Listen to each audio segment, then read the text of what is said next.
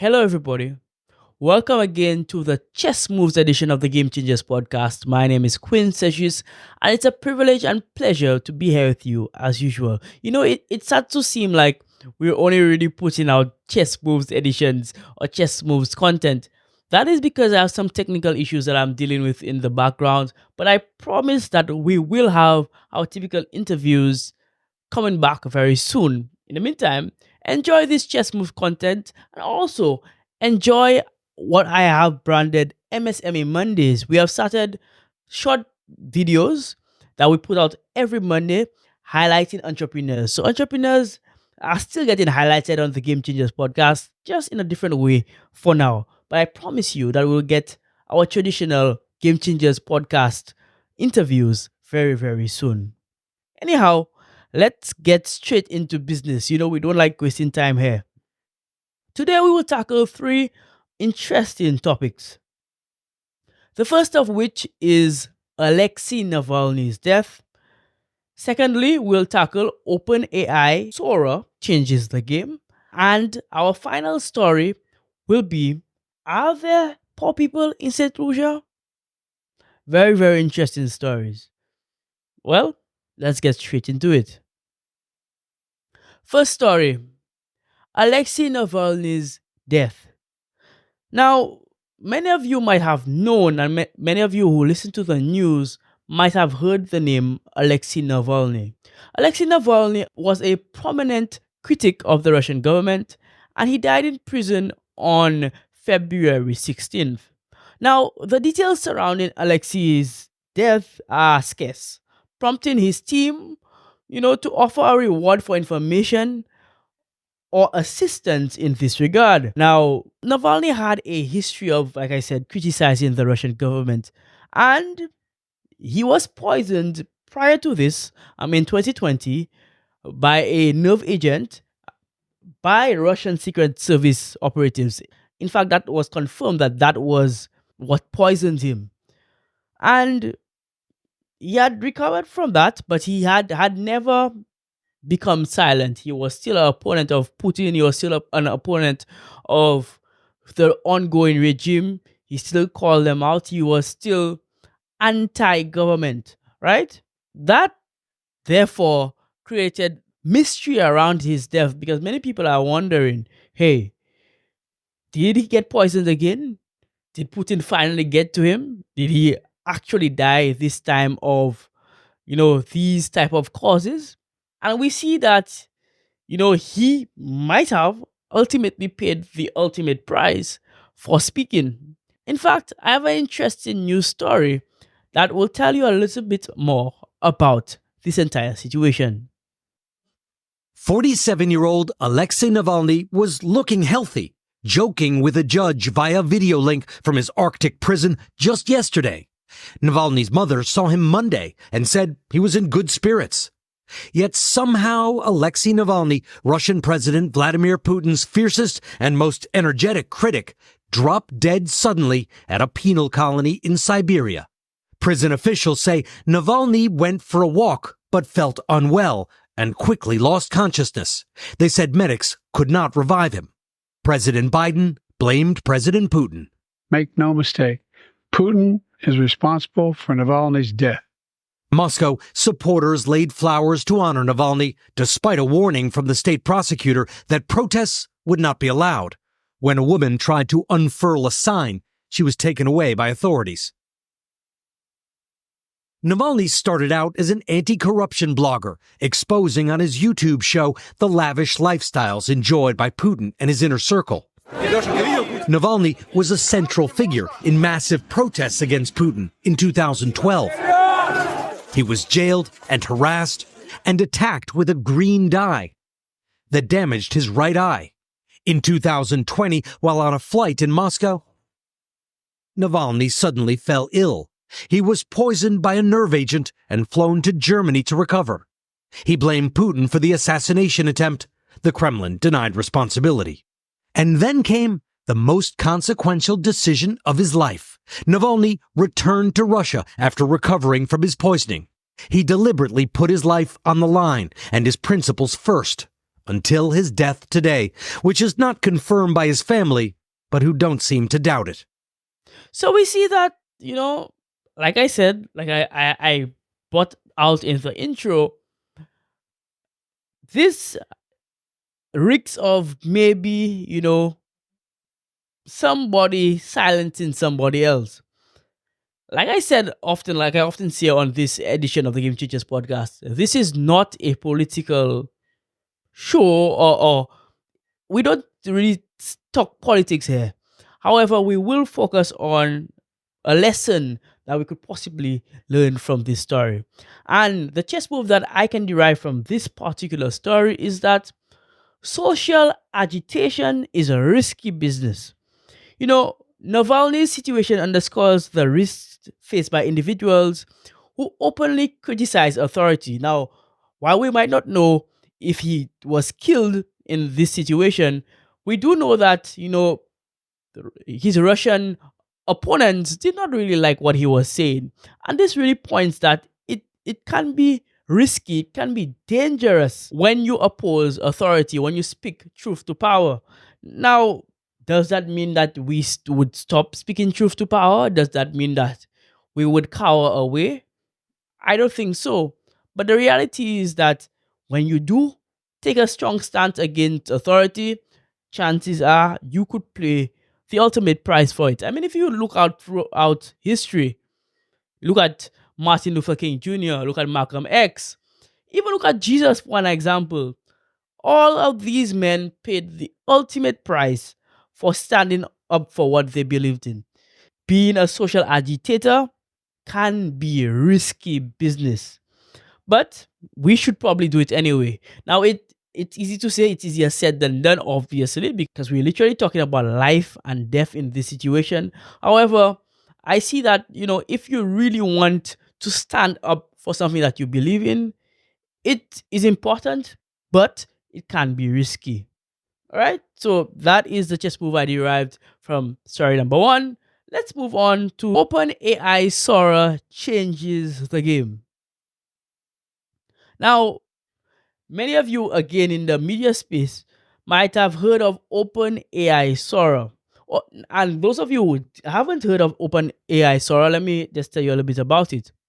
OpenAI Sora is an AI model capable of turning text prompts into minute-long videos with demo videos showcasing its abilities. So there are several videos out. In fact, I'll be showing some of them on the screen right now. You can see them on the screen right now. Those of you who are viewing on YouTube can see that, all of this that you are seeing on the screen was prompted solely by text. Now, the model, named Sora, means sky in Japanese, and it's intended to represent limitless creative potential. Now, Sora has been described as a potential world simulator that could eventually create highly capable simulations of the physical and digital world. Now, despite these impressive capabilities, Sora has its limitations, including inaccuracies in some of the basic modeling, also has tendencies to sometimes hallucinate and put out wrong data, wrong analysis of the text that you input. Some AI experts express doubts about its capabilities to eventually fully or properly represent the actual laws of physics. However, like ChatGPT and other AI tools, it has the ability to improve over time through machine learning. Now, OpenAI has not disclosed how much data is being used currently to train Sora, so it kind of makes it a little bit difficult to estimate how far this tool can go or how far it is already going. Now, some people claim that Sora could be the death of videography because, I mean, when people utilize this tool, it displays high quality HD images, and people don't actually have to go out in the world and spend that tedious time filming. Some people are saying that it could be the death of videography. That's their take on this situation. Now, based on my understanding of the entire thing, based on my research, I have come up with a chess move of my own, and that is new things tend to have growing pains, right? And it's important to be patient. In fact, that's the first chess move, first of two chess moves that I got from it. Will have growing pains. It will not be perfect when it just starts. Game Changers has not been perfect. You know, if you were following from day one and you follow to where we are now, we've had our growing pains. We are still having our growing pains. Nothing new happens right away. Technology, that's also true for technology. I mean, if you look at Facebook, if you look at all the social media platforms, they had their difficulties in the beginning, and now they are having more growing pains as new issues develop. So now they have to solve these issues over time. Anything new will have growing pains, right? So it's important to be patient. That's my first chess move for this story. I came up with a second one as well, and that is adaptation is the only way we can grow. You know, for the people who are claiming that this is the death of videography, I'm saying it can be. It's very possible that it can be. But the only way that videographers or creatives in this space would die is if they don't grow with AI. You know, AI is going nowhere. It's cheaper, it's more cost effective, and it is better in general for the higher ups. It's better for those who make the decision. So it's going nowhere. The best thing we can do is learn how to adapt and utilize it in our lives. Eric Hoffner said it best. He said, in times of change, learners inherit the earth, while the learned find themselves beautifully equipped to deal with a world that no longer exists. We need to find a way to adapt. Like I said earlier on, AI will only be there for you if you're a videographer, if you are any other type of creative, if you don't find a way to adapt. So, adaptation is vital. Okay, so that was story number 2. Let's move on to our final story. A very contentious story, at least in Saint Lucia. You know, Game Changers is originally based in Saint Lucia. I am Saint Lucian. This is a podcast mainly for Caribbean people. And our final story speaks to that regard, but I think it speaks to a broader picture as well. The final story is titled, Does St. Lucia Have Poor People? Now, recently, a popular St. Lucian entrepreneur made some statements on a local talk show. In fact, I covered this story in my day job for the news. On the talk show, he made the following statements. Saint Lucia doesn't have poor people, Tim. I heard you talking we do no Tim. Mr. Saint Lucia Gajadhar, does not have we poor do people. have poor people. We do have indigence in our society. People are below being poor because of the circumstances in terms of from generation to generation, not being able to fend for themselves, poor education, lack of skills. That contributes to poor housing. Poor housing contributes to poverty. Listen to this. My view of it is much different, right? Do you know there's a major problem in getting workers in Saint Lucia? Skilled workers. No, just workers that even want to learn. You cannot get workers who even want to learn. You get workers who want to get paid. They don't want to learn. Why are you telling me there are poor people when there's so much opportunity in Saint Lucia? What about the incentive? What is the opportunity you're making reference to when, for example, somebody will be paid below minimum wage? Okay? You start somewhere. You start somewhere and you learn. You have to be incentivized. No. Because otherwise, because it's even going to a training program that comes at a tremendous cost. But if you're traveling from, let's say, V4 to Castries to participate in that particular exercise. Tim, government has some programs. And even out of those programs, I don't see anything much happening because we are not driven to do better for ourselves. I find we are not driven to do better for ourselves. And I think if you ask me, the government, the successive governments, do not drive and force people to become better for themselves. However, in China, in Russia, in India, you are almost forced to be better and do better for yourself. So we hear that Mr. Gajadhar, Rayneau Gajadhar, is saying here that Saint Lucia does not have poor people. And his rationale for this is that, there are so many opportunities out there for these people and they're not utilizing them, basically because they're lazy or they don't have that initiative. And this has caused, obviously, a stir on social media. It has caused a stir in several segments of society. And I when I looked at that, I mean, I could cover the story as a story for the news, but really as a journalist in that regard, you can't really opine, you can't really give your opinion on the entire situation. But this platform provides the opportunity for me to do just that. I have a couple of ideas, a couple of chess moves based on what Mr. Gajada said.